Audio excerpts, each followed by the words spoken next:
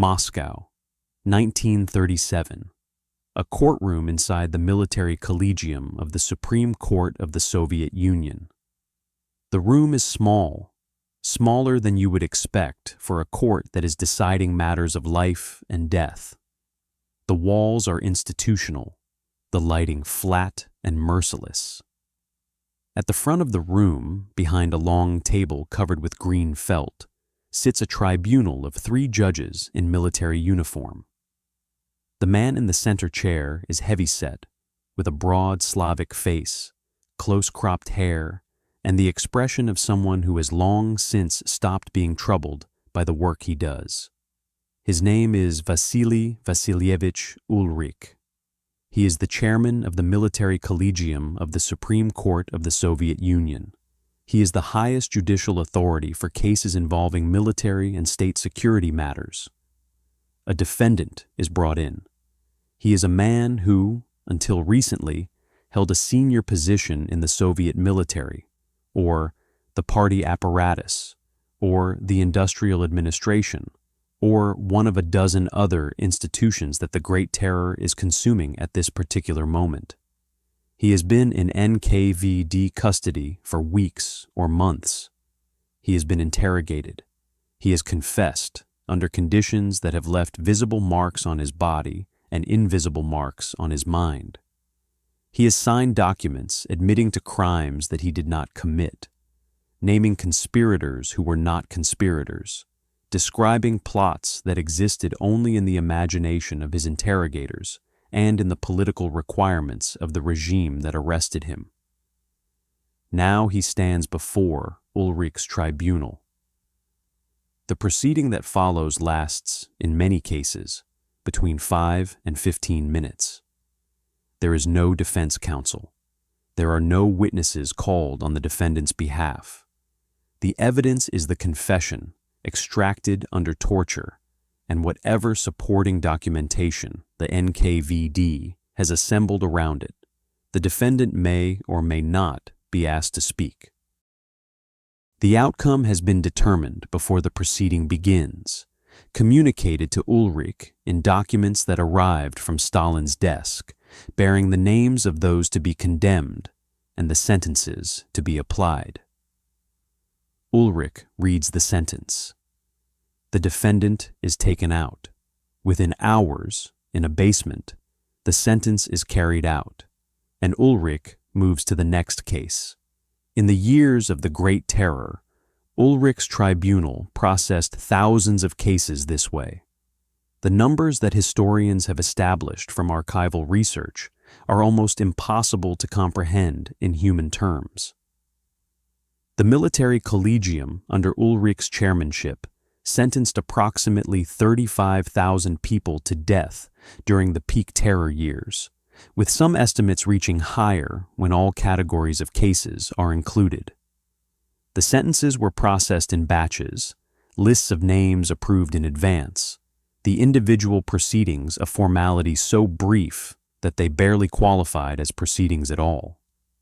This is the story of Vasily Ulrikh, the man who sat in that chair, who read those sentences, who signed those documents, and who did all of it for the better part of 2 decades, accumulating a body of judicial work that represents one of the most comprehensive destructions of human life ever carried out under the formal procedures of a legal system. It is a story about how justice dies, not dramatically, not all at once, but gradually, procedurally, through the patient transformation of legal institutions into instruments of political murder, and about the specific human being who presided over that transformation with such consistent, reliable efficiency that Stalin kept him in his position for 20 years. Vasily Ulrikh was born in 1889 in Riga, Latvia, then part of the Russian Empire, into a family of Baltic German background.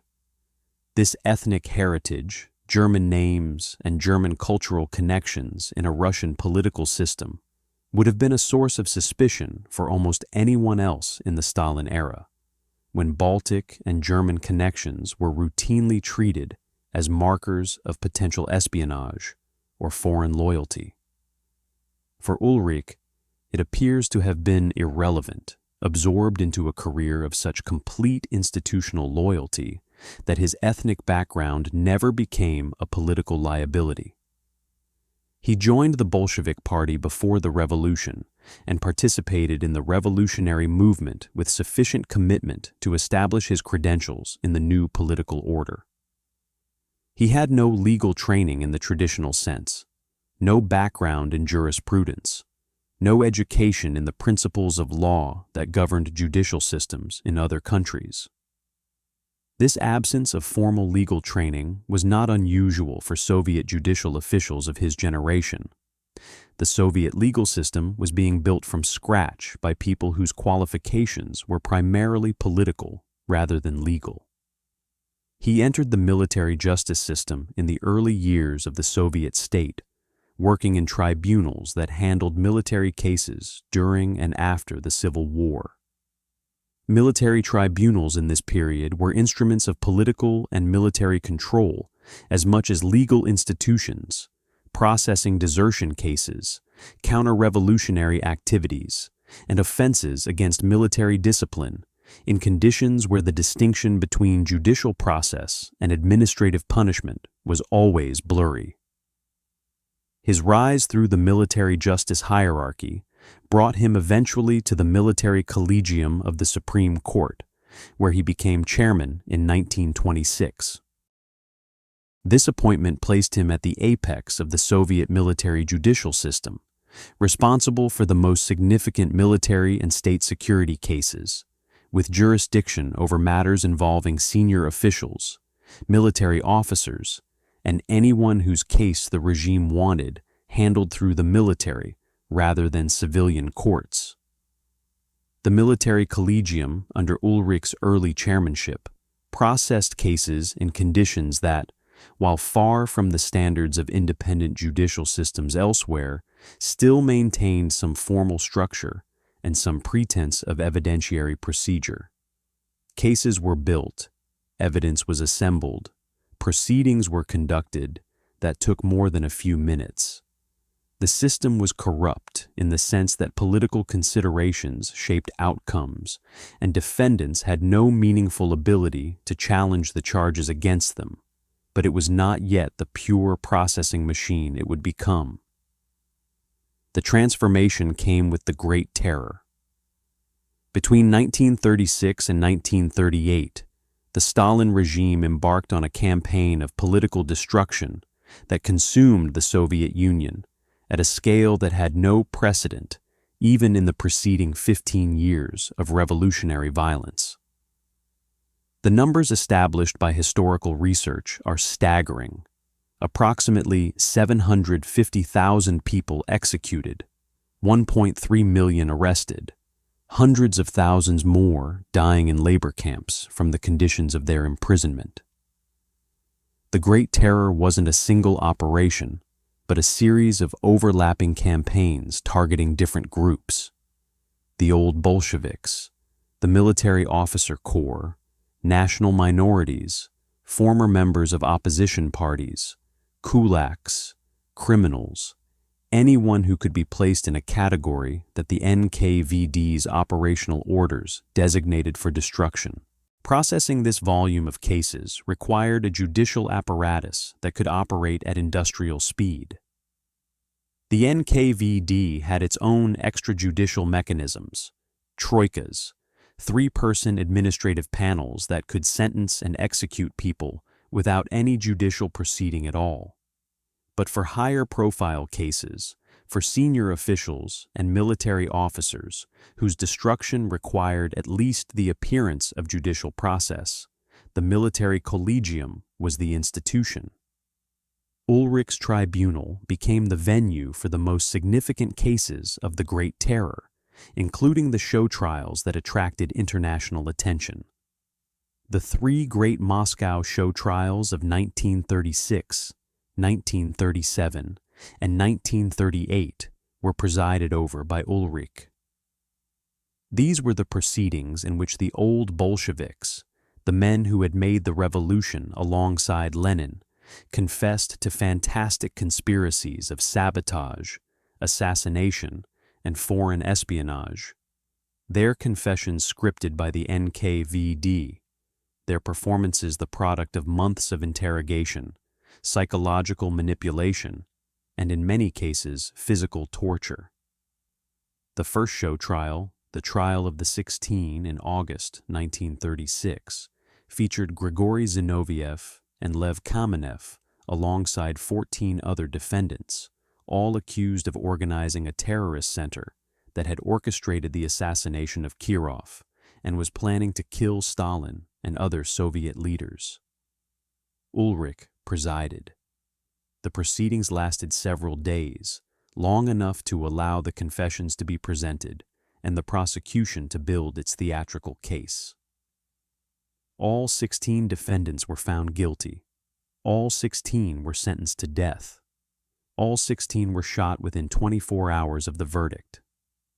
The second show trial, the Trial of the 17 in January 1937, featured Karl Radek, Yuri Pyatakov, and 15 others accused of a parallel conspiracy. Again, Ulrich presided. 13 of the 17 defendants were sentenced to death. 4 received prison sentences, a calculated leniency designed to suggest that the process was capable of distinguishing degrees of guilt, that it wasn't simply a machine producing death for everyone who appeared before it. The third show trial, the Trial of the 21 in March 1938, was the largest and in many ways the most politically significant. The defendants included Nikolai Bukharin, the most prominent surviving Bolshevik theorist, and Genrikh Yagoda, the former NKVD chief, who had himself overseen the earlier show trials. The wheel of the terror consuming one of its own architects, with Ulrich presiding over the destruction of the man who had helped to build the system Ulrich served. 18 of 21 defendants were sentenced to death. The show trials were the visible face of Ulrich's work, the cases that attracted foreign journalists and diplomatic observers, the proceedings that generated transcripts and international debate about whether the confessions were genuine and what they revealed about the Soviet state. But the show trials represented only a tiny fraction of the actual judicial work that Ulrich's tribunal conducted during the Great Terror. The bulk of the work happened in the closed sessions, the cases that processed in minutes rather than days, that no foreign observer ever saw, that generated no published transcripts and attracted no international attention. These were the cases of the thousands of military officers, party officials, industrial managers, engineers, scientists, and ordinary citizens whose files were bundled together, whose names appeared on lists that had been approved at the highest levels of the Soviet state before the proceedings began. The operational procedure for these mass cases has been documented from archival research. The NKVD would compile lists of defendants, with the sentence to be applied next to each name. VMN, the Russian abbreviation for Vysshaya Mera Nakazania, the highest measure of punishment, meaning death. These lists would be submitted to Stalin and other senior Politburo members for approval. Once approved, the lists would be passed to Ulrich's tribunal for formal processing. Ulrich's tribunal would then convene, calling defendants one by one, or sometimes processing multiple defendants in a single session. The proceedings for each individual case lasted, in many documented instances, between 5 and 15 minutes. The defendant would be brought in, the charges would be read, the defendant would be asked whether they confirmed their confession, and the sentence would be pronounced. There was no meaningful opportunity for the defendant to challenge the charges, present evidence, or make any substantive argument in their defense. The outcome was fixed before the defendant entered the room.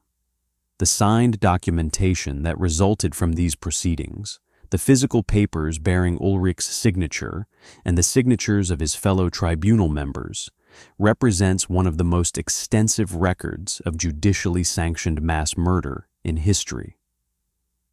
These documents are in the Russian archives. They have been examined by historians. The signatures are there, repeated thousands of times.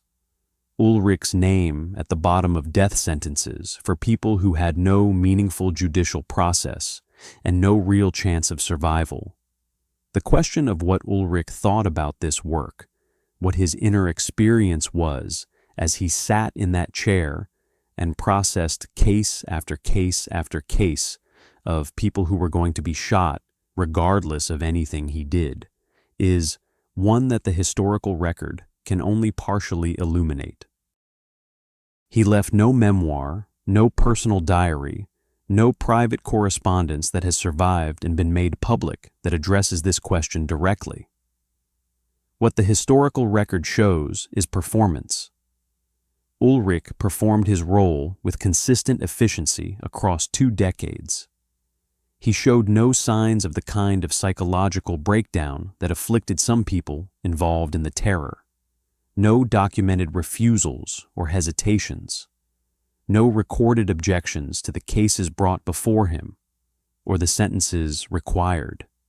He appeared, from the outside, to function as a reliable instrument of the system he served, processing what was given to him and producing what was required. Some historians have suggested that Ulrich, like many people who participated in the Soviet terror, sustained his psychological functioning through a combination of ideological conviction, bureaucratic compartmentalization, and the basic human capacity to normalize extreme situations through routine. If you do something every day, if it becomes the ordinary texture of your work life, if it is surrounded by the procedural apparatus of an institution with its forms and its uniforms and its professional culture, the extraordinary can become ordinary in ways that protect the person, performing it from full confrontation with what they're doing. There is also the factor of fear. Ulrich operated in an environment where refusing to perform his function was not a viable option. He had seen what happened to people who failed to deliver what Stalin's system required. They became defendants themselves. They appeared before tribunals like his own. They were processed through the same machinery they had helped to build. The alternative to complicity was destruction. Understanding this doesn't excuse what Ulrich did, but it provides a necessary context for understanding why people in his position did what they did. The military cases of 1937 represent a particular dimension of Ulrich's work that had consequences extending far beyond the individuals destroyed. The purge of the Red Army Officer Corps was one of the most strategically catastrophic self-inflicted wounds in military history. Between 1937 and 1938, the Soviet military lost 3 of its 5 marshals, 14 of its 16 army commanders, 60 of its 67 corps commanders, and 136 of its 199 division commanders. The institutional knowledge, the operational experience, the accumulated professional competence of a generation of military leadership was destroyed in less than 2 years. Many of these officers were processed through Ulrich's tribunal.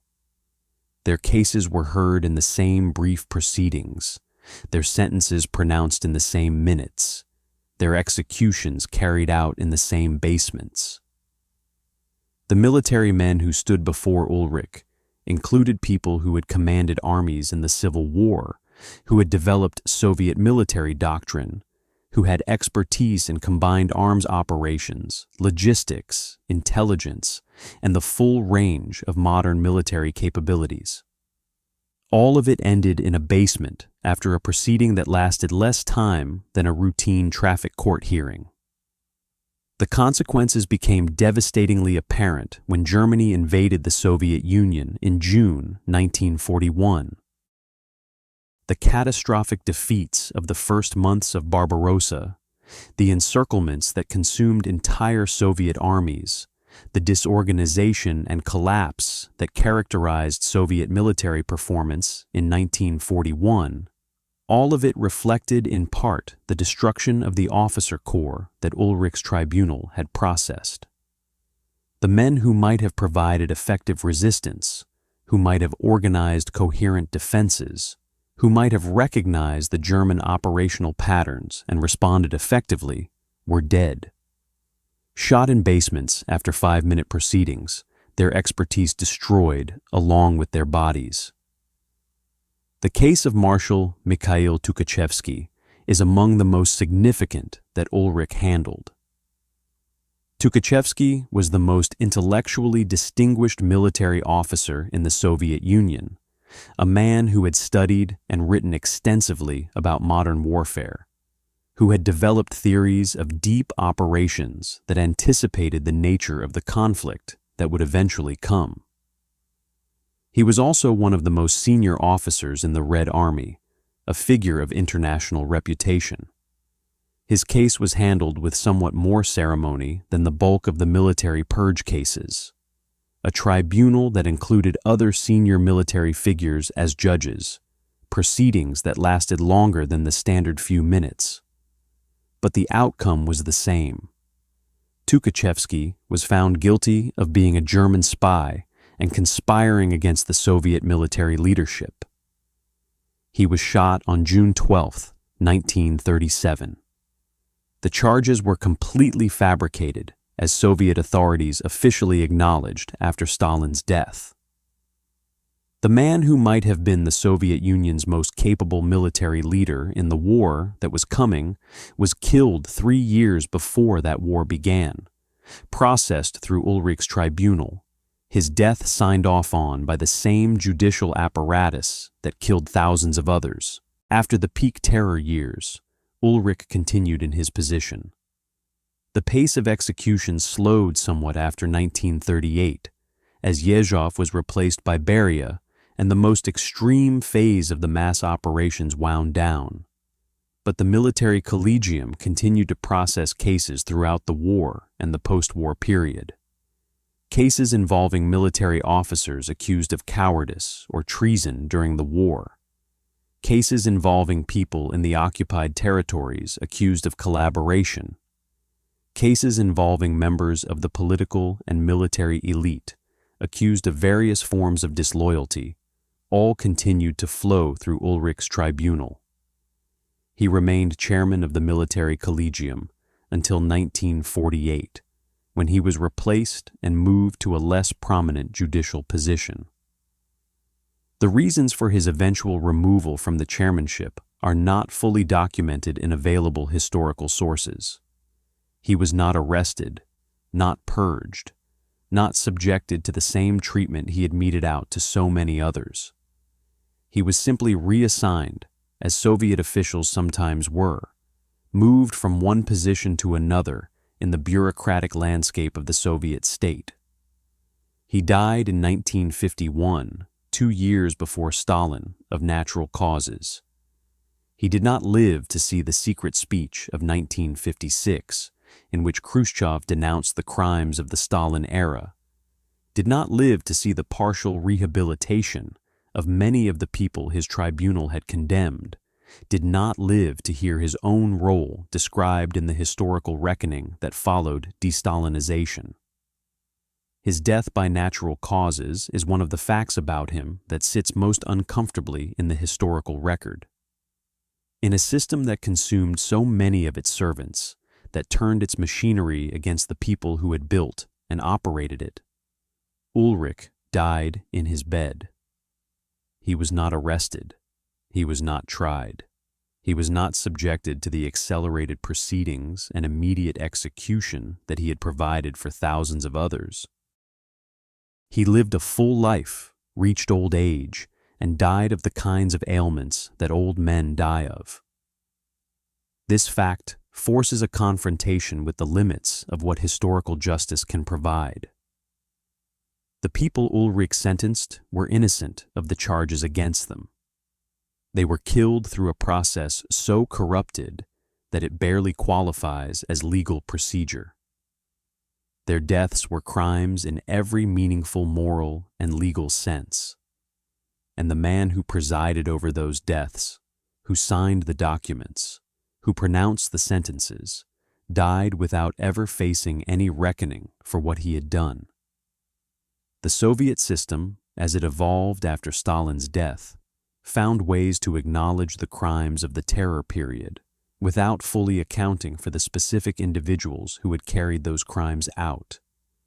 The show trial defendants were rehabilitated, their convictions overturned, their reputations restored. The Great Terror was acknowledged as an injustice. But the specific people who had done the injustice, the interrogators who had tortured confessions out of prisoners, the NKVD officers who had carried out the executions, the judges who had presided over the proceedings, most of these people were never individually held accountable. They retired, were reassigned, died of old age, and were gradually forgotten by a system that found it more convenient to attribute the terror to Stalin and to the abstract machinery of the system, rather than to the specific human beings who had operated that machinery. Ulrich belongs to this category of the unaccounted for, people whose role in the terror was substantial and documented, but who escaped any form of personal reckoning. His name appears in the archives. His signature is on the documents. The historical record is clear about what he did and in what quantity. But no tribunal ever sat in judgment of him. No sentence was ever pronounced against him. No proceeding of the kind he had presided over was ever conducted in which he was the defendant rather than the judge.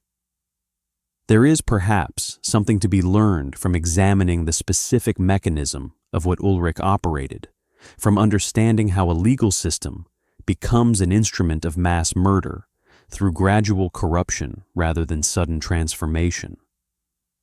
The Soviet legal system didn't begin as a pure killing machine. It had forms, procedures, institutions, a structure that bore some formal resemblance to legal systems elsewhere. What happened to it was a process, the subordination of each procedural element to political requirements, the elimination of each protective mechanism that might have allowed defendants to challenge the accusations against them, the gradual compression of proceedings from weeks to days, to hours, to minutes, until what remained was a form without substance, a procedure without purpose, a legal system that existed only to provide the paperwork for decisions that had already been made. Ulrich presided over this process. He was its most consistent and most senior human face. He was there at the show trials when the proceedings still lasted days and attracted international observers. He was there for the mass cases when the proceedings lasted minutes and no one outside the building knew they were happening. He adapted to each phase, served each requirement, provided what the system needed at each stage of its evolution toward pure machine. The green felt table, the flat institutional lighting, the brief proceedings. The signature at the bottom of the document, repeated thousands of times over 20 years in a small room in Moscow. The building still stands. The institution still exists, in different form, under different names. The archives that contain the documents Ulrich signed are in Moscow, accessible to researchers under conditions that reflect the current Russian state's complicated relationship with this history. The names of the people who died are recoverable from those archives, at least in significant numbers. The Memorial Society, the Russian human rights organization that spent decades documenting Stalin's victims before being forcibly liquidated by the Russian government in 2021 and 2022, compiled lists of names, rehabilitation documents, records of the fates of hundreds of thousands of people who passed through the Soviet terror. These names represent the other side of Ulrich's ledger.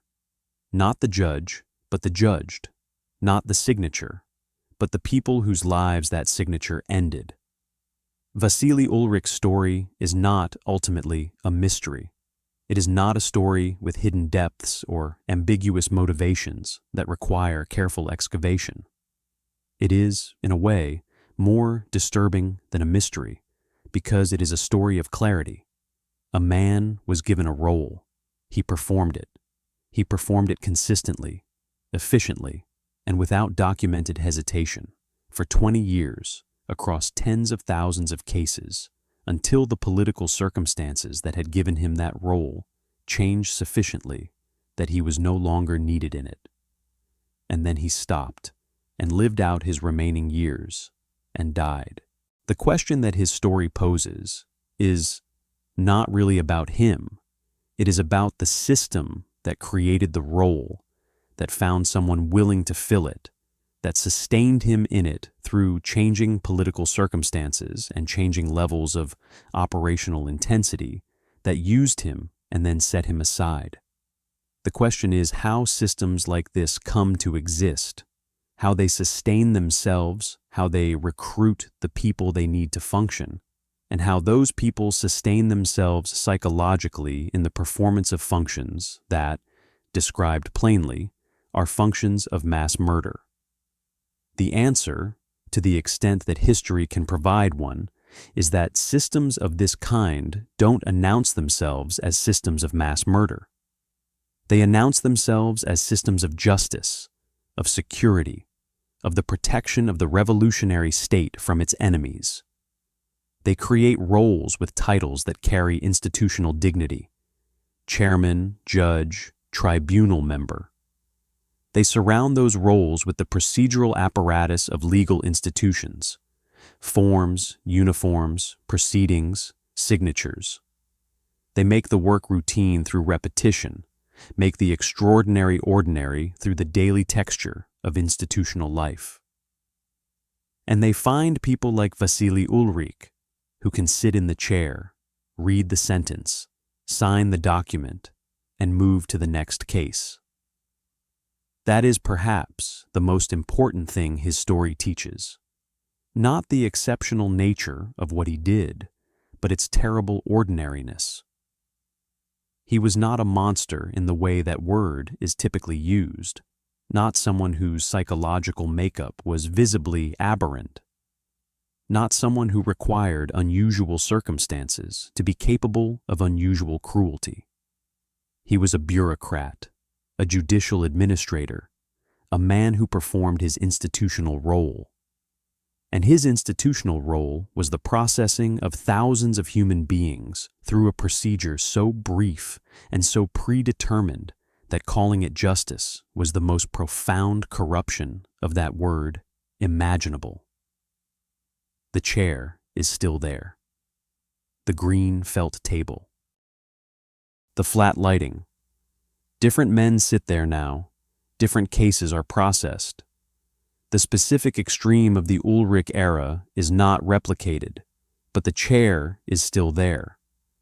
And the question of what people will do when placed in it, what any of us will do when institutional authority asks us to sign our names to things that should not be signed, is not a question that history has answered definitively. It's a question that every generation, in every society, has to answer for itself.